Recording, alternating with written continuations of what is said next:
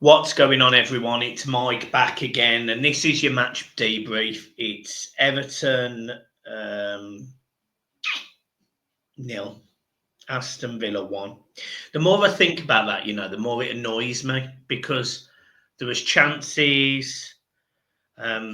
We've got a striker that can't score goals. It's quite frustrating. It was a frustrating game for me yesterday, John. What was your take, mate? Well, we've got a striker who can't score goals, mate, and I think we are in agreement that we should have had 2 penalties, definitely 1 penalty for the push. So we did have chances in the game to at least get a point. When you've got a striker who's missing from there, you don't deserve anything, Michael, because he's done it for far too long now. And I guarantee you, well, I'd like to think Beto scores that chance. It's a poor miss in the last minute. I think he had one in the first half as well. I think it was the first half where he pulled a shot wide from the left-hand side. He had chances to score. And I sent you some stats before. I can't remember what they were now. Something like 11 goals in 87 games or something. It's not good enough. It's not good enough. And the first thing we need to, people are going on about we need a left-back and we need a number 10 and blah, blah, blah. We need a striker. I'm not asked if we don't get a left-back. I thought Mikalenko was better. He wasn't brilliant, but it was better. But I honestly think if you take Decore out that team and put Harrison Armstrong in, I'm not going to say it's enough, but we need goals. And it's as simple as that. It's as plain and obvious to everyone. We need a goal scorer or we are down, because we can't rely on the centre forwards we have now to score us the goals. It's actually, the more you watch it and the more you think about it, he shouldn't be making chances like that, Michael. He had another one, it took a while. I think it was cleared off the line. There was no power in the shot. That was one where, it was sort of bobbling. It took him a while to get his shot away because the ball probably didn't sit up for him. When you've got that chance in the last minute, mate, if your striker's not putting them away, then you're in deep trouble. Yeah, to be honest, John, I completely agree. I think he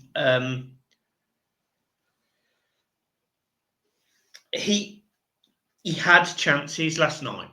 One of the things that we've said about Lewin, and I've said it, is it's not been a case of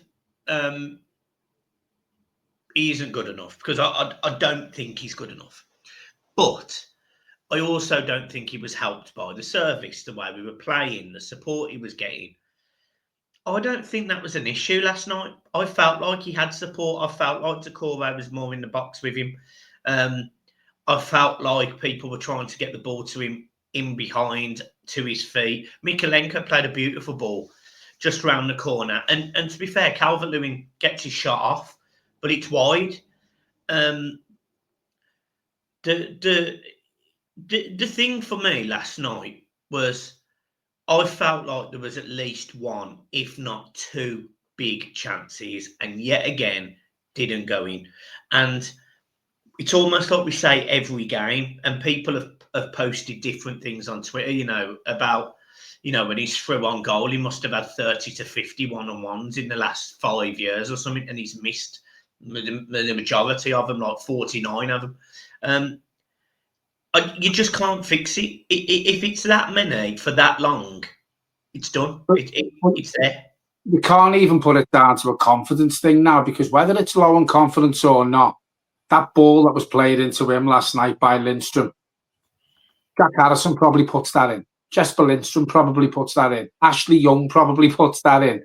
It was harder to miss. So it's not a confidence thing with him, in my opinion, apart from the half a season purple patch that he had under Carlo Ancelotti, where Carlo predominantly said to him, you stay in that box. Now, them chances that he had last night were in the box, and he's not taking them. Apart from the purple patch he had under Carlo for half a season, he's not a very good striker. So I don't think it's a confidence thing. I just think he's shit. Yeah, Carlo definitely got whatever the best is of Calvert-Lewin. He definitely got it out of him. I mean, you've got David Moyes coming out saying he's been there for 4 days and his head's burnt out already, how we can get some goals into this team. Imagine how we feel after years and years and years, Moisey. Our head's well burnt out. Do you know what I mean? And you know, his head's burnt out because he's trying to see how he can get the goals into this team, whether it be from the midfielders and whether it be from the forwards. That's not a very good thing to hear, that, you know. That's not a good thing to hear after 4 days, that his head's gone because he doesn't know how to fix it. We need a striker in. We need one in my opinion, before the end of next week. We won't get one in for Sunday. But by the end of next week, we need a striker in who can chip in for the rest of the season with 8 to 10 goals if you can get it. Because that will make a massive difference, because you can't rely on Calvert-Lewin. You're quite right with what you said. He had the chances last night. A couple of great balls that were played in behind, which is what we've been screaming for under the previous manager. Your fullbacks, if your midfielders aren't going to create chances for your forwards, let the fullbacks try and drop the ball in behind. And we've done it a couple of times last night, and he had the chances and he fluffed them. He's not good enough. And I'm telling you now, if we had an half-decent striker at the club, he wouldn't be getting a sniff of any game time, in my opinion. There was another player that stood out yesterday for the wrong reasons. He started on the right-hand side again. I said that he was a League One striker, this League One player in my match reaction. Jack Harrison gave the ball away 4 times in the first 10 minutes, I think. I don't get it.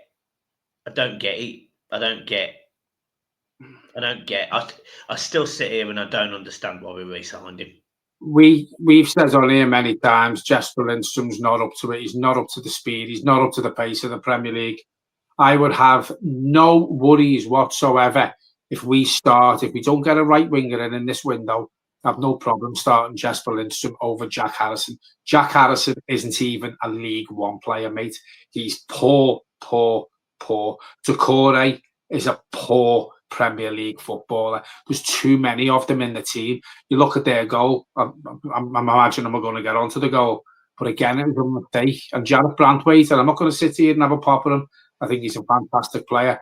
His confidence is on the arse at the minute, mate. That ball that he gave away last night for their goal, his confidence is shot, and he's not playing very well. I seen a poll the other day today on X, and it was saying, if we could get 60 million for Jarrett Brantwaite, would you sell him if it meant bringing 3 players in? And the results were yes, had the more votes, that yes, we would sell him. I'll probably get shot down for this if it means bringing money into the club, because he's going to go in the summer anyway. I think that's plain and bluntly obvious.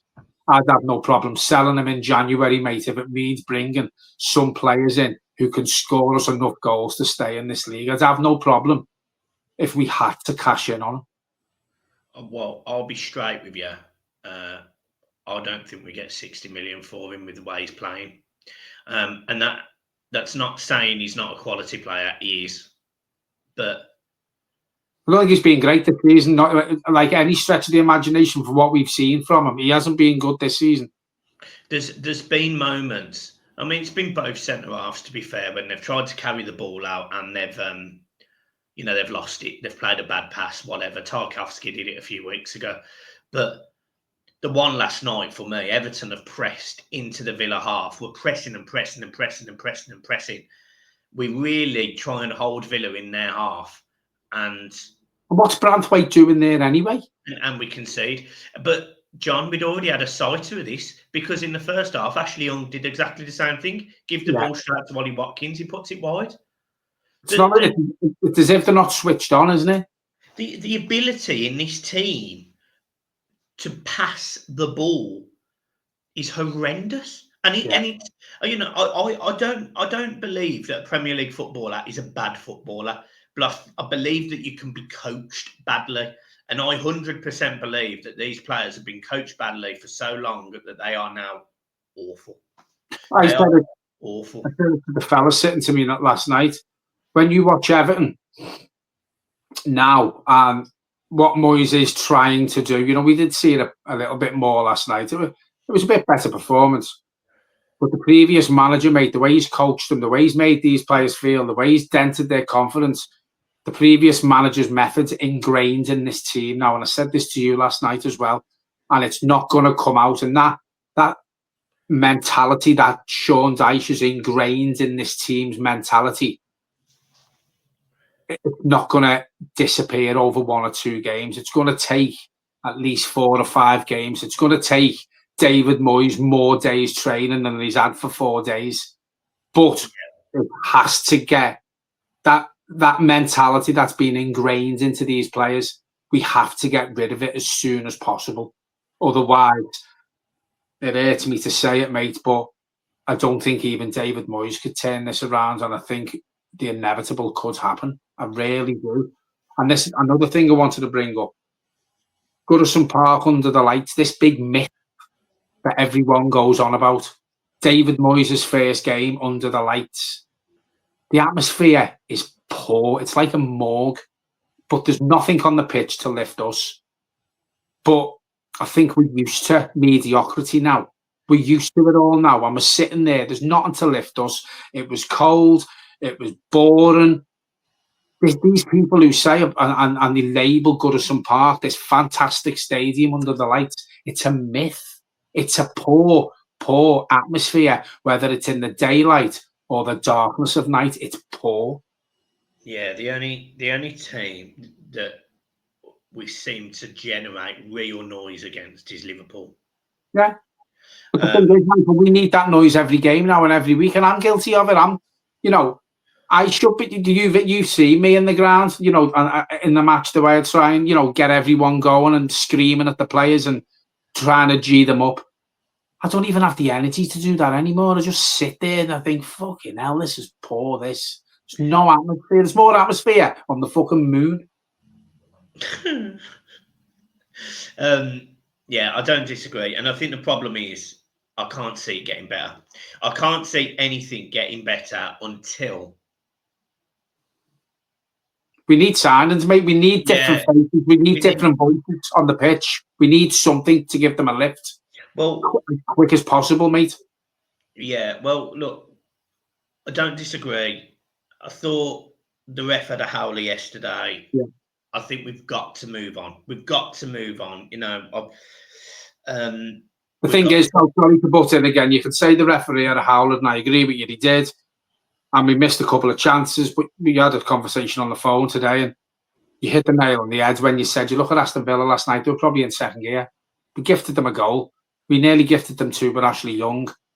Yeah, we should have had at least 1 penalty. But they were in second gear. Villa coasted. If Everton would have scored last night, Villa probably go on to win that game 3-1. That's if we score, but yeah. Yeah. Yeah. I mean, it's just not. It's so awful. It's so awful, the fact that like every single transfer window we sit here and we do these like debriefs and we do the videos and we try to do all of the content we can to support everyone, and you sit there and you think like we're just a poor football team and we've been ran into the ground. And yes, it's positive, new stadium, new owners, new manager, all of that's positive. But until you get new players, nothing changes on the pitch, really. And that group of players are poor. They are really poor. I think this group of players takes us down, mate, without another 1 or 2 faces, without goals added, without a midfield who can create chances. I think this current squad of players, mate, and it kills me to say it, takes us down. We could have Pep Guardiola in charge of this team, mate, and we'd still struggle. So we've been linked with players today. Chukwuemeka, Ben Chilwell, and William. What's your take on them? Well, William for a start. I think I'm not sure what wing is. Is he on the right wing? Is he? He can play across any of them.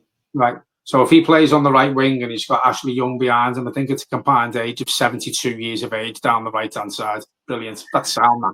Sounds. It's not a the what? I think it's older than that. I think it's more like 75. It's not a route I'll go down with William. Ben Chilwell is probably an upgrade on what we've got at left back, but I think he's had more injuries than Seamus Coleman lately. So again, Chukawanker or whatever his name is. I haven't seen much of him. I don't think anyone has because he doesn't really play that much. But he's got to be an upgrade on our current centre forwards, Michael. If he can come in and score us 8 goals and the midfield can start chipping in, and we can start scoring again from our centre halves and our set pieces as well, possibly get enough goals to keep us in this league. But William and for me, no. Ben Chilwell is an upgrade, but he's injured a lot. We need goals, Michael. I'm not interested about the right-hand side. I'm not interested about a number 10. I'm not interested at left backs. We need a fucking striker. Do you think Calvert-Lewin leaves in this window? No, because no one will take him because he's shit. I don't. Who's going to come in for Calvert-Lewin? You've got Arsenal screaming out for goals. I think Arsenal are going to come in for him. Nah, no chance. You've got people on here, and we've said it as well. He's isolated. He wasn't isolated last night, and he still fluffed 3 chances. He's still fluffing 3 chances. So you can't tell me he was isolated last night because we did get the ball in the box more. We had our full backs. We had Michalenko putting crosses over. Jesper Lindstrom set that one up for him near the end. It's harder to miss, Michael. He's 8 yards out. It's harder to miss. I put that in. Even if my confidence was on the deck, I put that in. He's just not a very good footballer. Do you no, there's no point. There's no point. The problem is everyone needs a striker. Everyone. So, Everton being in the position we're in, yes, there's all these positives. But if people think we're going to get relegated, we're still not attractive to Premier League strikers because they won't want to join a team that's going into the Championship. No. Ipswich have got a better front three than we have. I know. I just, I am worried. The thing that also we need goals. We need a little lift in the dressing room. We need, as I said before, a different voice, someone who'll rally the players. I've said this many times on here, and we're still in the same situation 2, 3, 4, 5 years on. So quiet on the pitch. Who's our leader? Who G's them players up? Who'll get in the referee? It's like the penalties we should have had last night. There was half-hearted appeals where we ran to the referee and we were like, it's a pen, come on. Just accept it. There's no leaders at all. And when you've got no leaders and you've got no goal scorer, you've got a midfield who don't really create chances. You've got an atmosphere that's as fucking flat as a witch's tit. I mean, you know what I mean? What positives is there? A witch's tit. I've never heard that in my life. But yeah, and as you could say, it's quite. It's brilliant that we've got new owners and we've got this new stadium to go into, and there's a new manager coming, whether you wanted him or you didn't. While you've got that squad of players there, mate, you've got no chance of getting Premier League survival unless you put goals into that team. Yeah. Oh God, I feel like I'm getting a cold as well. I didn't want people to see me blow my nose, but it's not great. Right, let's talk very briefly then. Just one little quick thing on Tottenham. What do we need to do to be better against Spurs? Not a match preview, but just like a couple. What do we need to do? Well, first of all, we need to stop giving the ball away and giving the opposition chances to score. We've done it twice last night, as we pointed out. Got to keep the ball better. Listen, out the 2 games, I always thought that Spurs would be more of a chance for us to get something because you don't know what you get with Spurs. You know what you get with Aston Villa. Week in, week out, most weeks consistently, they're a very, very good team with good individuals. I think we've got more of a chance against Tottenham, but he's got from now till Saturday morning to get goals from somewhere in this team. Carry on creating the chances, and if you're not going to play Calvert-Lewin, play Beto. And people are going to shoot me down for that. Calvert-Lewin's poor, Beto's poor, so it's either or for me. We need to create more chances, and we seen the team come out last night, and we were all disappointed and deflated because it was just like a Sean Dyche team. You had Decore there, and you had Jack Harrison there. I know it's not a match preview, but for me, I'll say it now. I'd play Lindstrom and I'd play Harrison Armstrong and Beto if we have to. Fair enough. Fair enough. I don't necessarily disagree with that. I thought Decore. Do you know, it was funny? I actually thought Decore for 30 minutes was okay last night, and then it all went to shit. All went to shit. But yeah, we'll see. Right, I think that's enough. Anything else to add? No. Any transfer news, we will be back before the match preview on Friday night, I'm assuming it'll be. We are being linked with players, so we do see what happens, but we need more than links. We need bodies over the line. We need goals in the team. We need someone to come into that dressing room and give everyone a lift. Otherwise, we're going to struggle. We need, it's all right with all these links. We need actions now. We need players in the club. James Rodriguez? No, not a David Moyes type player. Wouldn't fit into a David Moyes system. Don't remind you a bit of Arteta? Yeah, but how old is he now? 76. Oh, that's all right. He'll go with Ashley Young and fucking William, won't he? He'll have the pension Christmas party next year. Oh, dear. Right, cool. Guys, we'll leave it there. As I say, hit the like and subscribe, and we'll see you soon. I hope the audio was better. I'm not on this. It seems a lot better. I didn't hear one crackle tonight. Snap, pop. Brilliant. See you later, people. Bye, bye, bye. Thanks, folks.